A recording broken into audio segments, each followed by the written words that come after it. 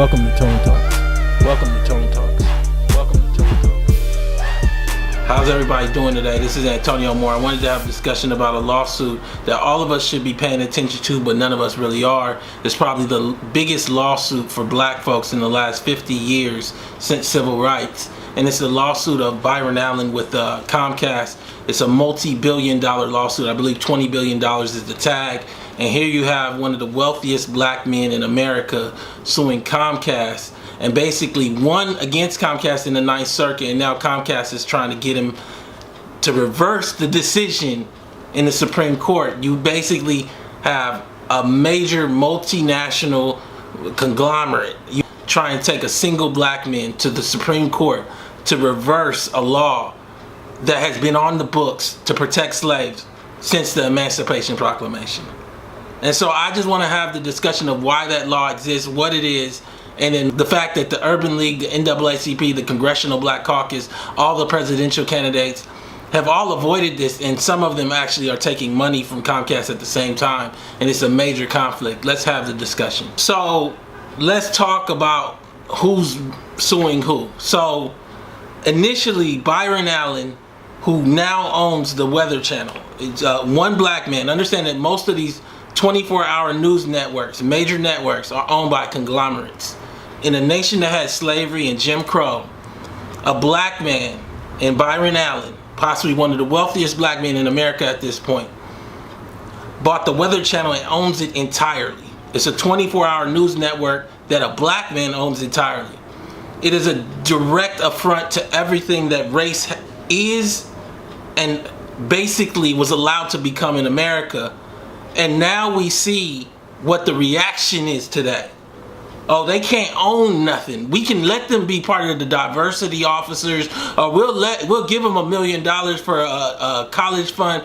But as far as owning channels, owning cable lines, owning pieces of America, we're not gonna let that happen.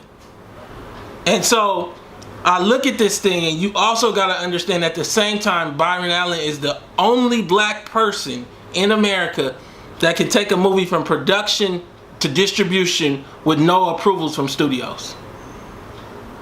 Understand the threat of power that represents. Now, we can't help but understand Byron in the context of Bob Johnson. You know, bought BET, made it into what it was, made himself into a billionaire. They don't want that to happen again. So now, what essentially happened with Byron is that what he wanted was a model whereby instead of producing shows for you like Shonda Rhimes does or like Lee Daniel does, and you pay me a fee and you own the content, I'll produce the show. I just want my money from ad dollars. Understand there are other white producers that are doing this right now. There's nobody black doing it. But understand that once we try to do it, all the rules change. We don't want to meet with you.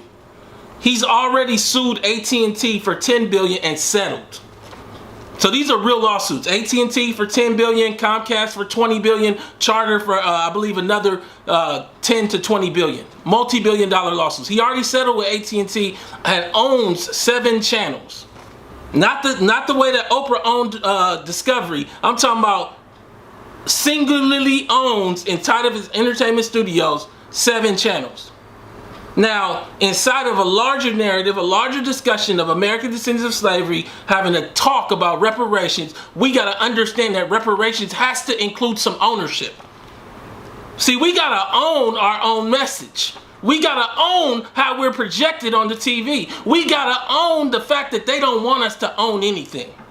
Now, we're going to get into whether the NAACP, the Urban League, the Black Caucus have done the necessary supportive briefs to support this black man being sued by Comcast for basically protecting the rights of black folks to do business in America. They haven't, though.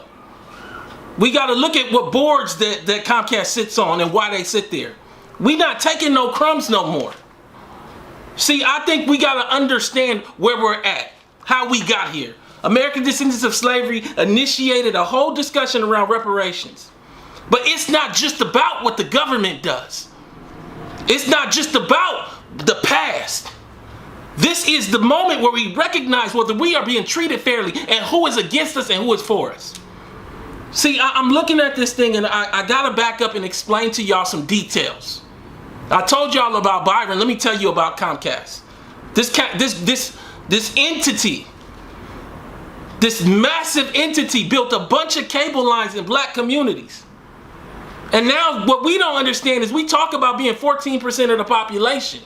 But what we don't understand is we built America. So as a result, we have a footstone in America that goes beyond our percentage in America.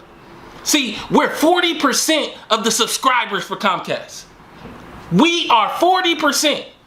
But you know how much of their ad dollars we see? Next to none. You know how much of the ownership we have of the channels? Next to none. This law that Byron is using, this law that we've been ignoring, doesn't just apply in cable. It applies in all businesses. But let's look at the law. The Civil Rights Act of 1866 is one of the only laws on the books that's for us, the descendants of slavery in America. See, what this law does is it forces white businesses, it forces the government to do business with black folks, because it was a recognition at that moment that should be in place today that nobody wants to do business with ADOS black folks. So here we are looking at the consequence of being black in America. Here we are looking at the consequence of all of the realities of our lives. And Byron Allen is bringing this lawsuit. And it allows us to frame this discussion of who we are, what we gonna own, how this reparations is gonna work. See, we're not just talking ideally. See, you gotta understand that when I talk, I have the video and I'm gonna cut a little bit in here where I talk to Byron. But I've talked to Byron almost 100 hours. And we're talking about one of the wealthiest black men in America, bar none. Whether y'all understand it or not.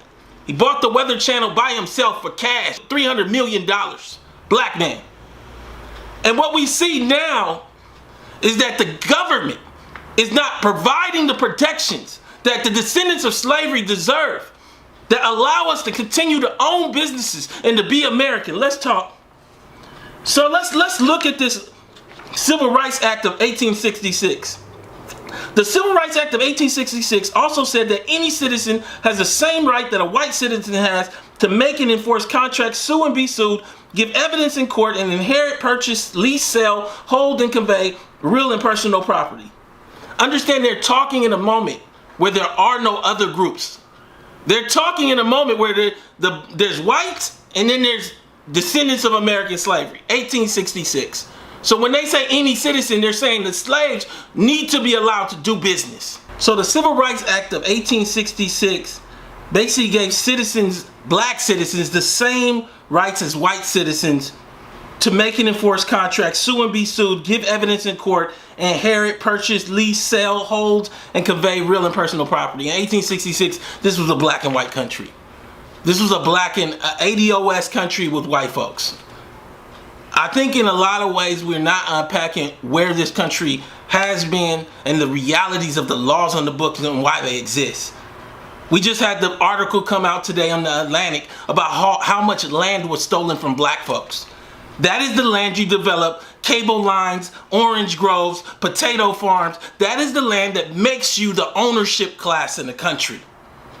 I don't know if you can fix that without fixing the realities of what Comcast is doing today.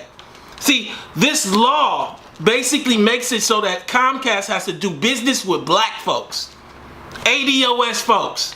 Now, the whole issue hinges on a very simple thing I want to make sure everybody understands.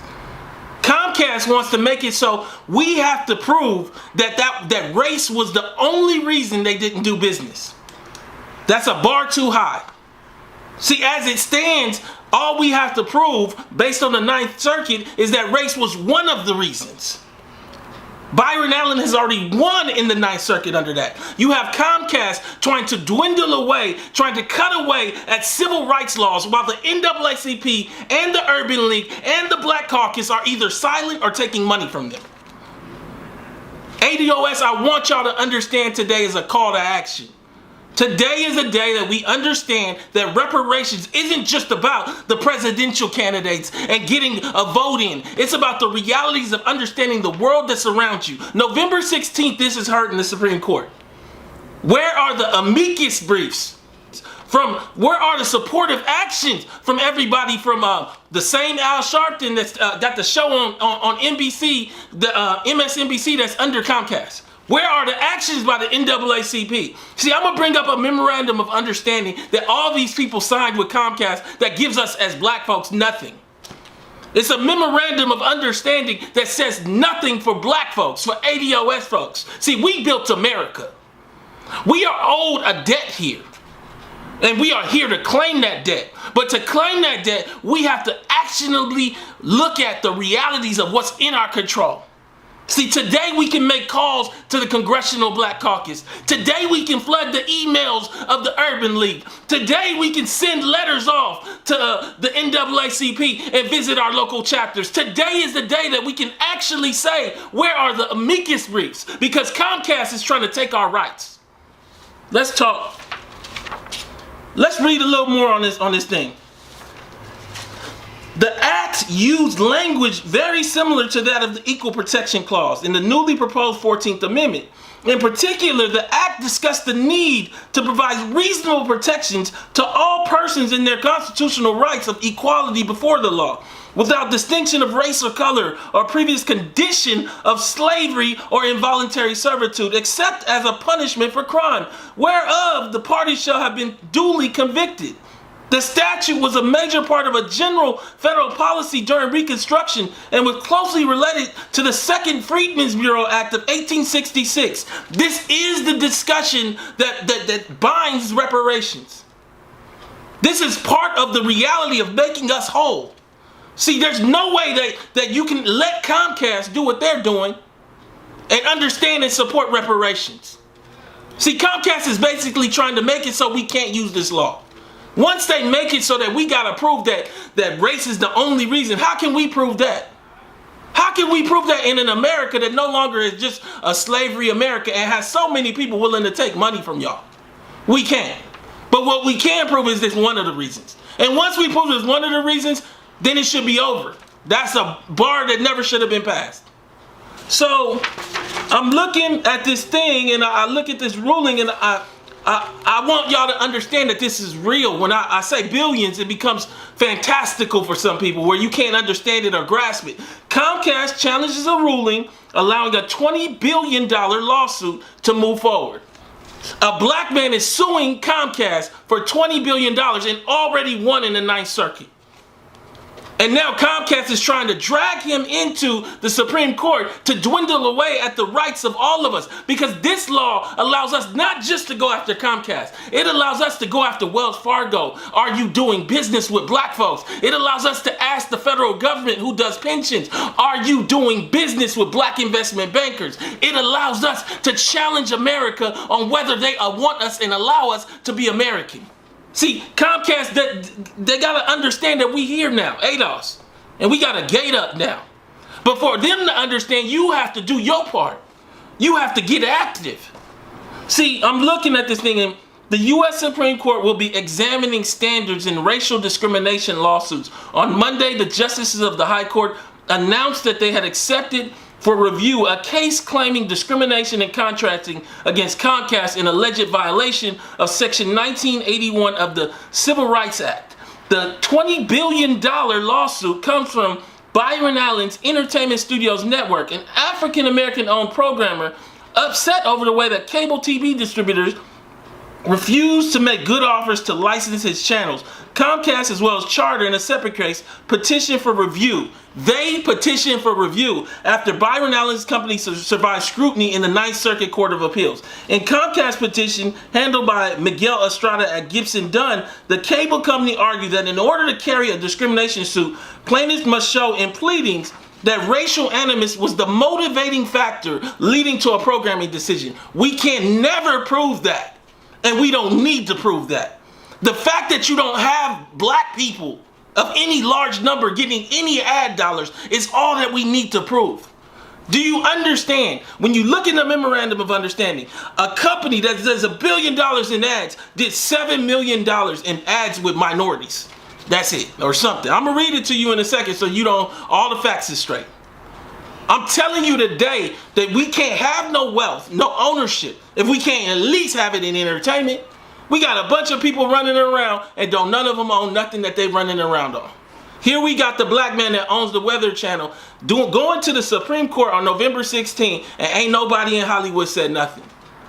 Let's talk. I think for a lot of us, we don't understand without this law, we easily could end up broke forever. This is the type of law that if we were to get trillions of dollars in reparations, we can funnel through and actually activate that trillions of dollars and not just be consumers. We gotta understand that part of what you see is this thing right here, this memorandum of understanding. I want you guys to understand. I'm gonna put this link in the description. There's so many parts that are just questionable. All they're talking about is diversity, diversity, diversity. Signed by Al Sharpton and Mark Morial. All of them signed this document. None of it delivers any ownership or any real deliverables to a black America that deserves it all. Understand that Al Sharpton and them, they signed this thing and basically admits that Comcast don't do business with black folks.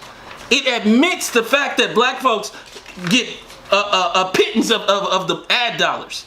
One part it actually says that they did between 2006 and 2009, Comcast did $1.3 billion with minority-owned vendors. Then if you flip to the next page, it says in 2009, Comcast spent $84 million with over 130 African-American owned businesses.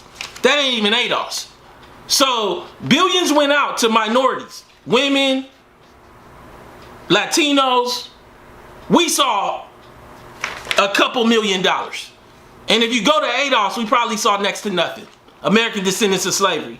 Understand that if you flip to another page, in 2009, NBCU spent almost $34 million with businesses owned and operated by African Americans.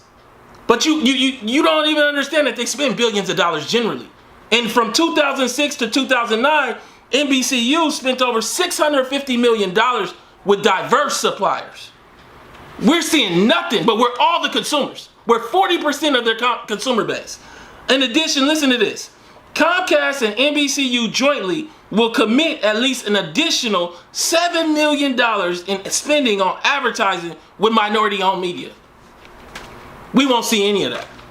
We'd be lucky to see $1 million of that as African Americans. ADOS is lucky to see 100,000. This is the deal that Mark Morial and the NAACP and Al Sharpton signed in 2010. Right around when Al gets his show and everything, right? Understand that nobody is looking out for you like ADOS is looking out for you. I want you to read this whole document, but the real call to action is we need them, the NAACP, the Congressional Black Caucus, and the Urban League to do amicus briefs supporting Byron Allen, saying that this law is not about Byron Allen's lawsuit. It's about this law needs to be read in a way where we don't have to prove up that race is the motivating factor. We just need to prove that race is one of the factors. It needs to be read broadly, not narrowly. Because if it's read narrowly, we can't even use the law. Because they hide everything. We don't get any access. They got all the information. This is where we're at. We need to have the discussion. Y'all need to get out. I'm going to put some contacts for the NAACP and for the Urban League and for the Congressional Black Caucus. You can go to your local Congressional Black Caucus and call them up and email them and make it known that you want them to do a brief in support of this lawsuit that's going to be heard in November. This is one of the biggest lawsuits in black history, and ain't nobody talking about it. Ain't nobody in black Hollywood willing to risk their little position because they got a position that actually hurts the rest of the black folks. We here for ownership. We here to demand that we get access.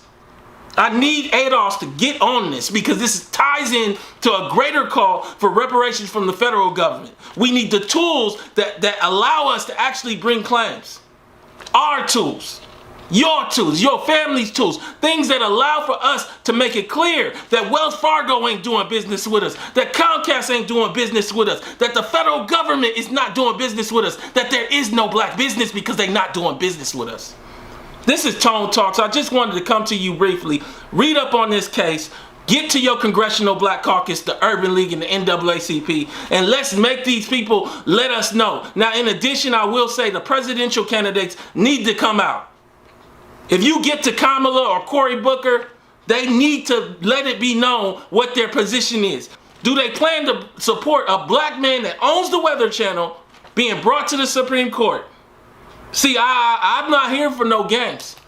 I'm gonna let y'all hear Byron speak for himself. I interviewed him a few years back. I'm gonna cut that in, a section of it, so you can hear the interview, because I'm here to make sure that we all hold everybody to task. This is Tone Talks. Please go to tonetalks.org to subscribe and donate. Share this video. I don't know if y'all understand, but this is that moment that we've been waiting a lifetime to hear. Of African American owned media.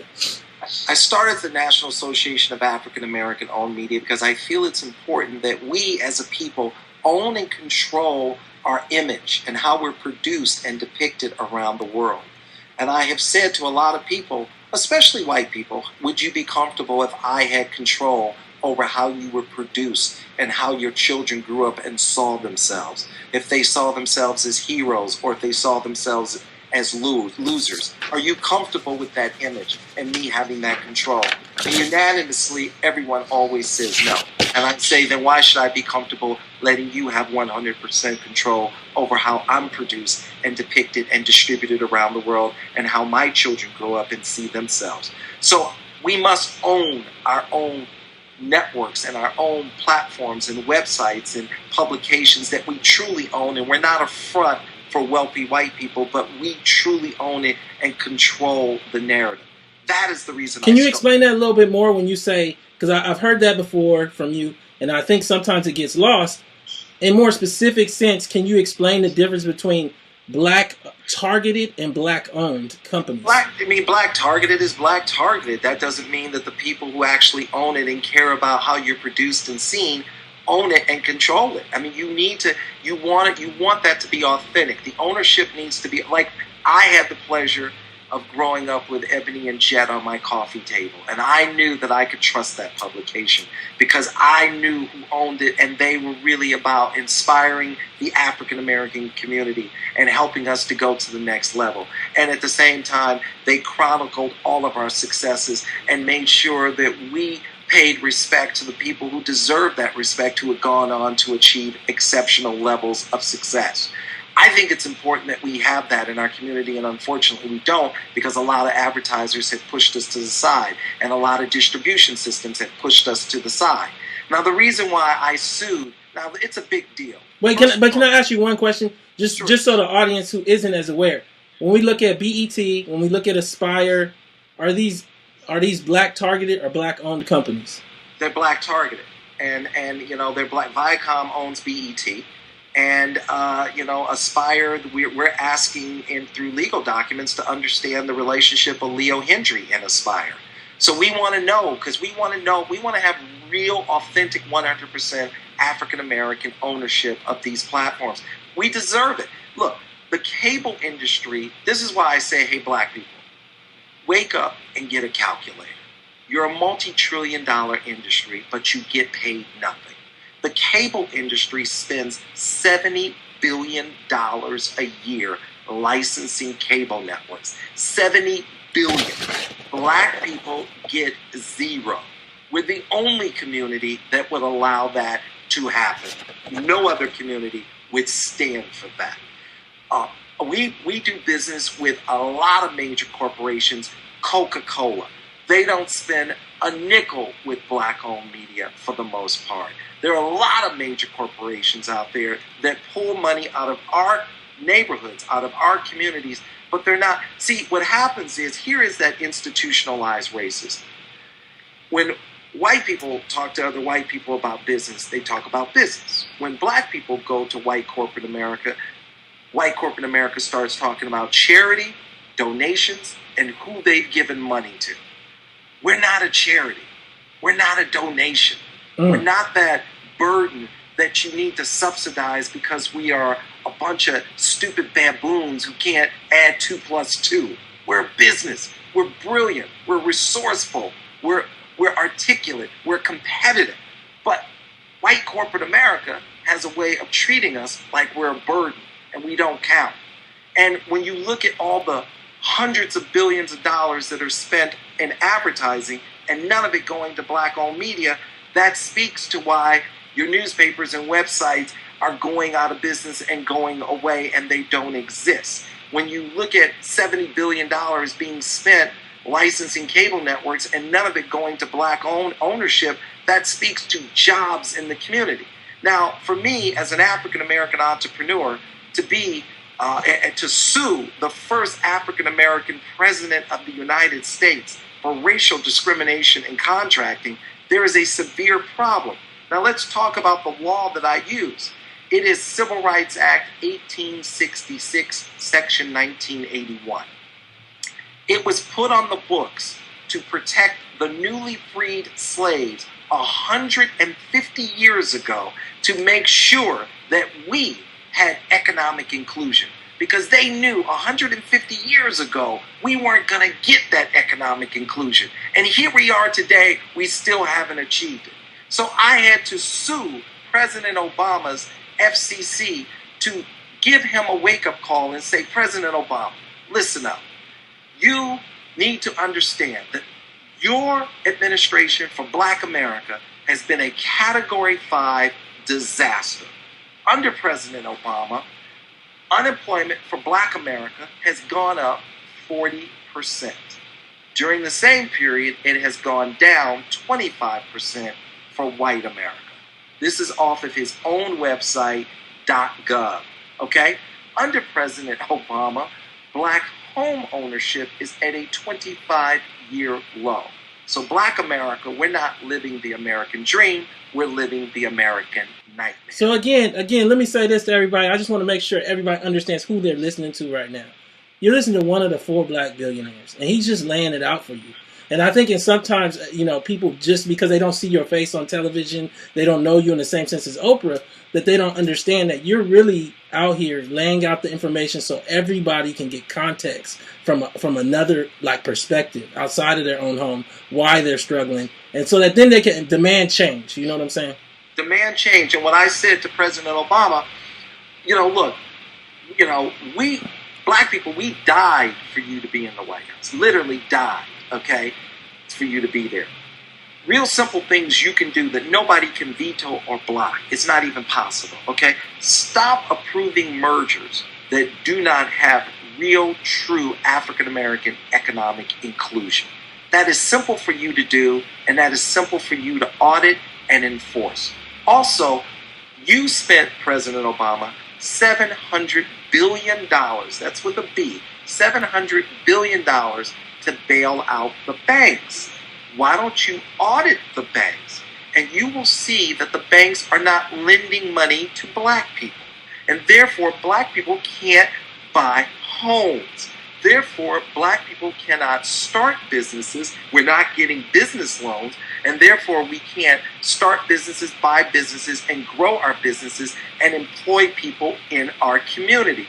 You bailed out the banks. Why don't you audit the banks and enforce the laws that are on the books? Make sure they're lending money to Black people. This makes a stronger America. President Obama, you control a $2 billion ad budget. Join the Army, join the Navy, join the Marines. President Obama, none of that money is making its way to Black-owned media, Black websites, Black newspapers, Black-owned radio stations, Black television shows. Nothing. Can you give context for that? Because you told me once about a kind of a roundabout number of how much Go Army, Go Navy had given to $2 billion a year. No, but how much they had did with black business last year? Nothing. I mean, practically nothing. Bill Clinton mandated that the government spend money with Black-owned media, and it was a presidential mandate, and it was ignored.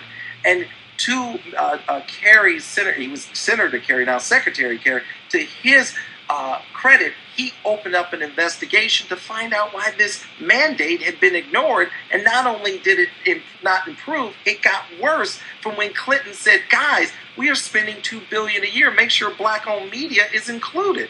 This is one of the few presidential mandates ever ignored, because when it comes time to spend money with Black people, we're supposed to be nothing but consumers and slaves making minimum wage, living in a neighborhood that most people don't want to travel to.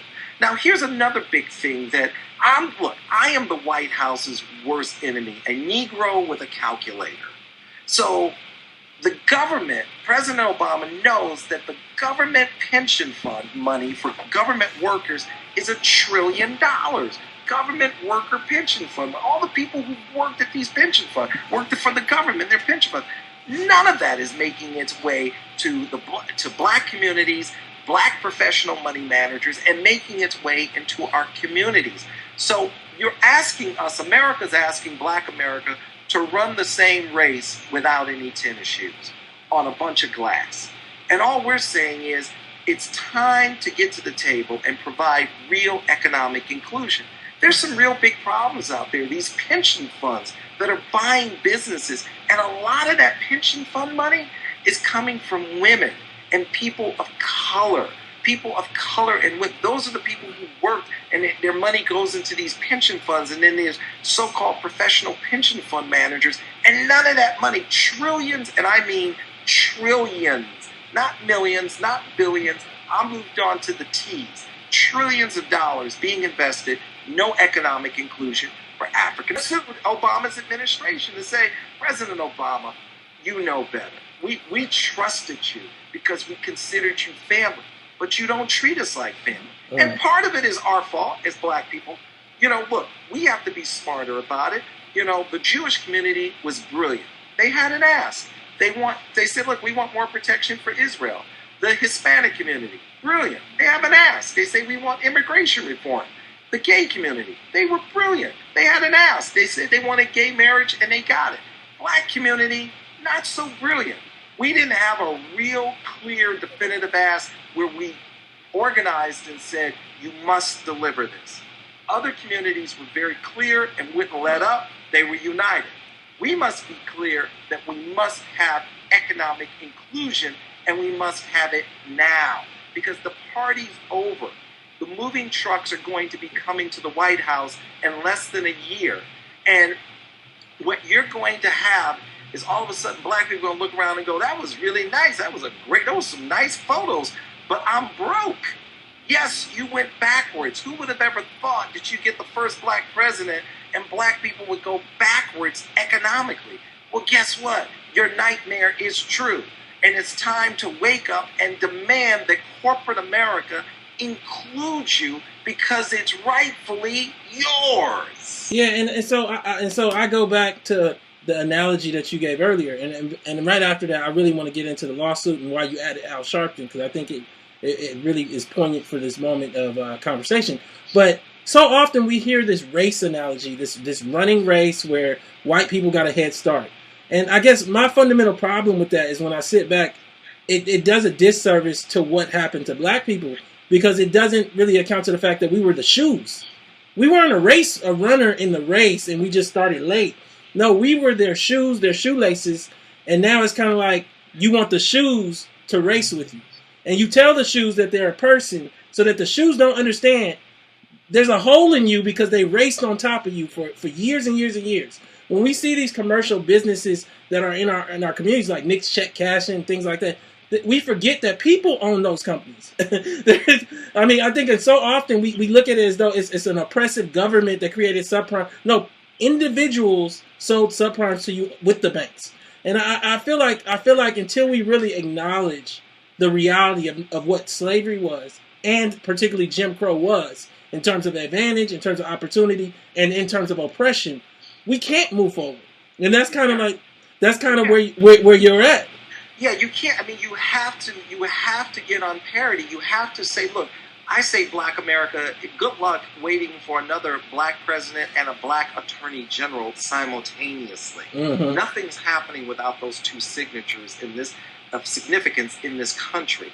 You need to put pressure on the banks. You need to put pressure on immigration reform. If our children aren't educated, then they're going to live a life of minimum wage. And minimum wage isn't enough to keep your head above water. Half the women in this country are living at or below the poverty line. And if the women fail, the foundation of the country, so likely will the children.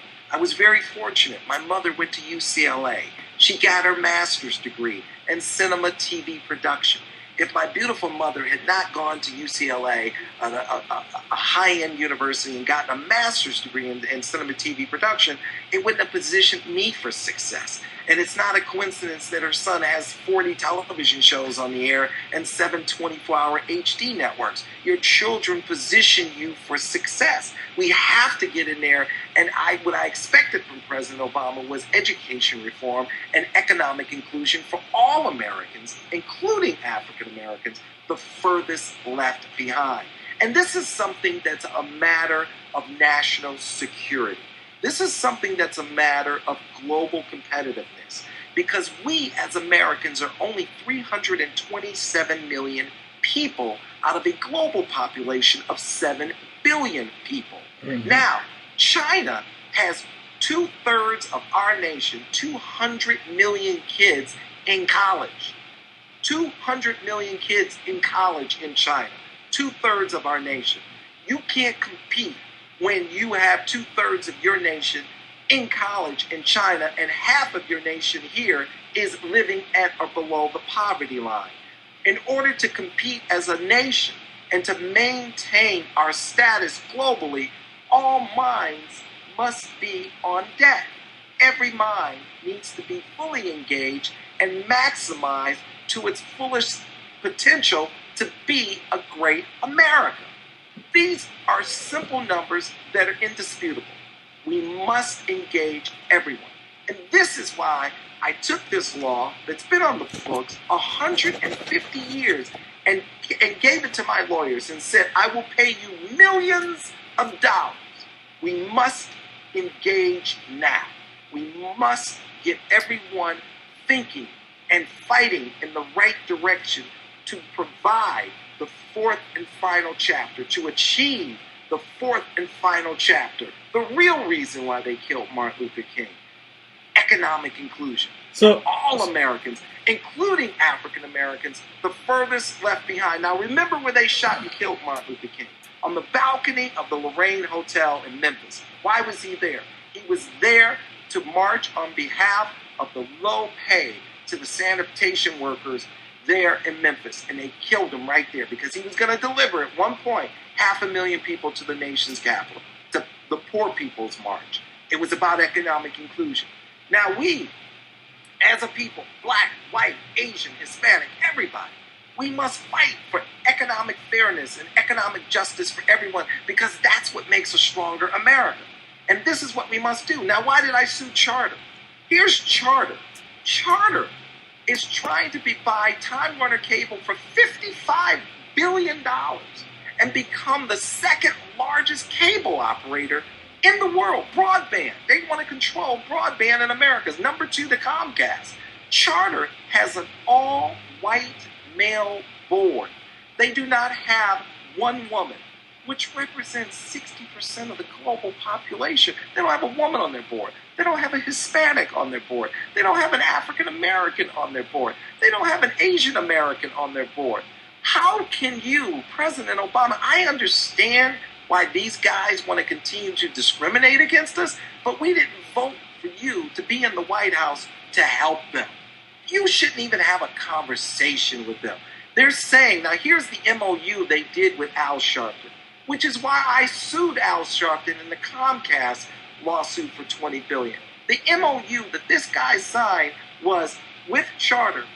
If the merger goes through, if, and I mean you need to pay attention to the word if, we will add an African American, a Hispanic, a woman within 2 years. If. No, it's not if. It's not about if. It is when you do those things, then come back to us. It's like a guy coming to you and saying, you know what, Antonio, I really want to get a job with you. And then Antonio says, you know, man, I noticed here that, you know, when I got some research on you, you beat your wife up 5 times. And the guy says, you know what, Antonio, I did beat her up 5 times, but if Antonio, you give me the job, I'll never do it again. This last point, Charter spends $6 billion a year licensing cable networks. $6 billion. Negroes get 0. Mm-hmm. And this is how much they don't care about diversity. Charter doesn't even have a chief diversity officer. That might cost them 80 grand a year, 100 grand a year. They don't even spend 100 grand a year to pretend like they care about Negroes. So I'm saying to President Obama, I understand, in my opinion, they're racist. I understand they're discriminatory. But we didn't die to put you in the White House to support them. And that's why I sued President Obama's FCC for $10 billion. The racism can stop with the man we sent to D.C. to stop it. And I'm demanding that he steps up and delivers us what he promised the people, and deliver to the people, especially the African Americans who risked their lives and lost their lives to fix this for once and for all. Because right now, black people have nothing to show for the Obama administration. Absolutely nothing. They've been positioned to fail. You didn't give them the right education. You didn't give them opportunity, mentorship, and jobs. You gave them every reason to fail.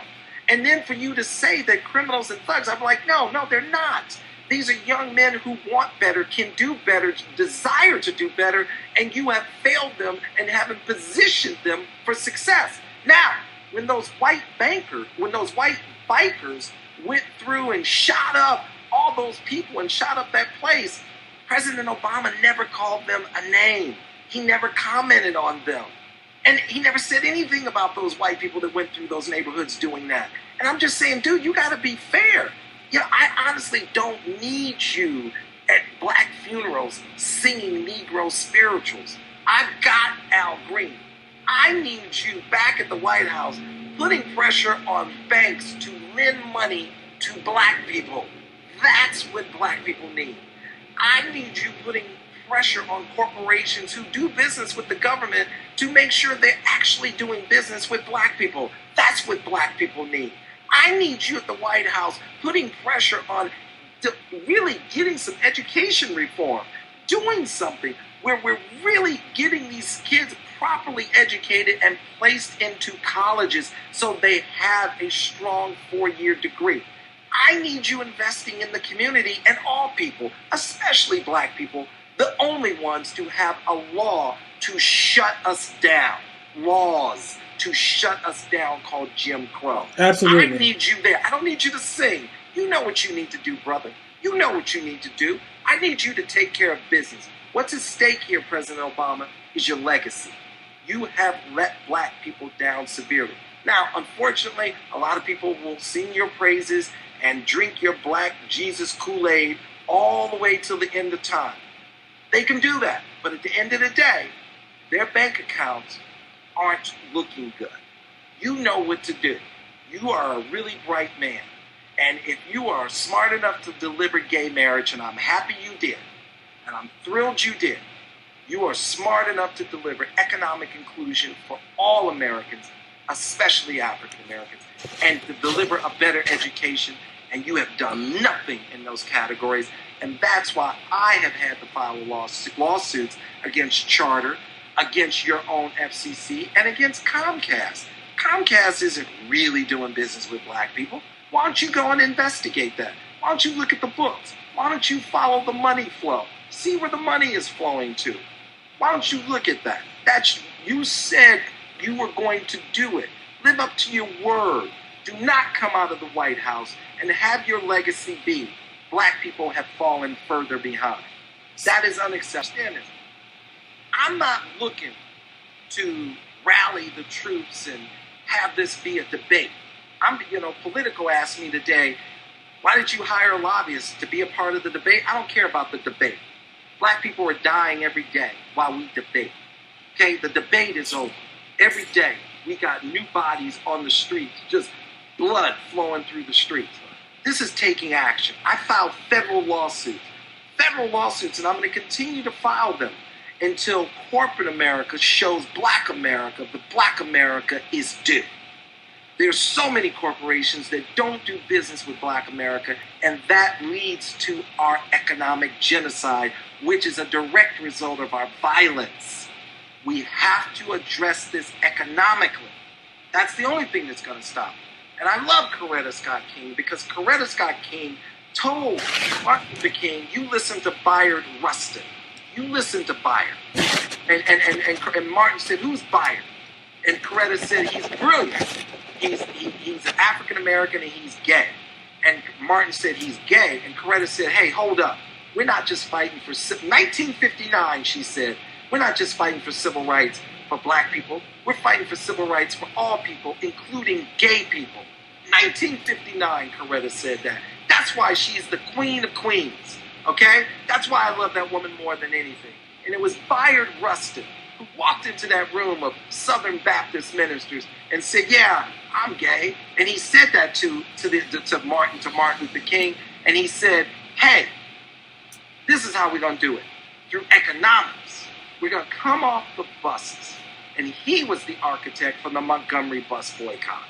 He's the reason why we broke open the South. It was economics. And I'm saying that Black America, you are on a plantation. We are still slaves. And you still have the shackles on. And it is economic genocide. And you won't be free until you have economic inclusion.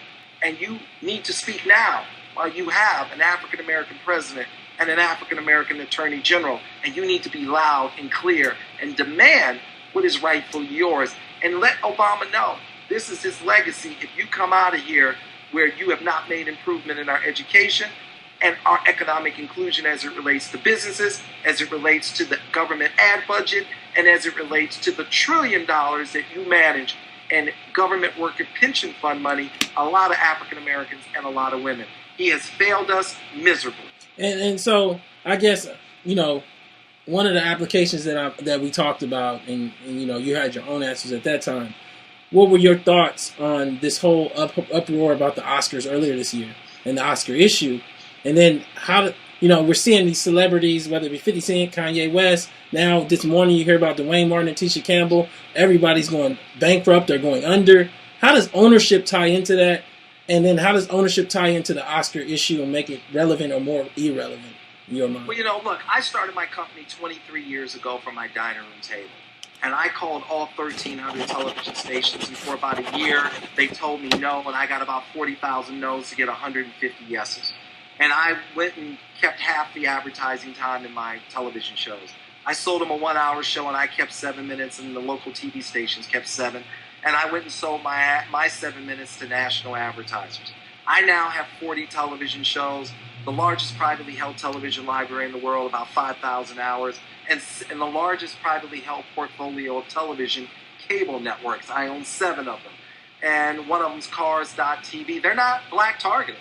We own Cars.tv, which we won an Emmy for, Pets.tv, Comedy.tv, Recipe.tv, Justice Central, a 24-hour court and legal news channel. So I started 23 years ago. Now, to speak to diversity, I bought a company called Freestyle Releasing. Freestyle distributes movies directly to the movie theaters in America, about 50,000 screens. We deal directly with all the movie theaters, and the theaters send the money directly to us. That's a first. That's a first in the history of this country. We now have a relationship with the theaters directly, and we're putting out... A first what? The first African-American owned company to put out 15 to 20 movies a year and to have a relationship directly with the movie theaters in this country. That is a first, where the theaters send me the money, not the studio. We're the studio. It's taken a couple of 100 years to get here, but we're here. And that is a big step. So now, we just put out this weekend, Meet the Blacks with Mike Epps. Well, you know, we put that out. I don't know how much love that movie would have gotten from the other studios. I'm guessing not a lot of love. And we put the movie out. And the producers were very appreciative. You need a place like Freestyle Releasing, which I bought it. I own it 100%, and I bought it so we can have a direct relationship with the theaters. Now we can control how our stories are told, how we're produced, how we're depicted. I mean, look, Race came out. It's about Jesse Owens. Now, it wasn't white America that funded that movie. It was the French that funded that movie about Jesse Owens because they revere him so much. We have to put ourselves in a position to fund that movie and to tell his legacy. That's why I bought Freestyle Releasing, and I paid millions of dollars to do it.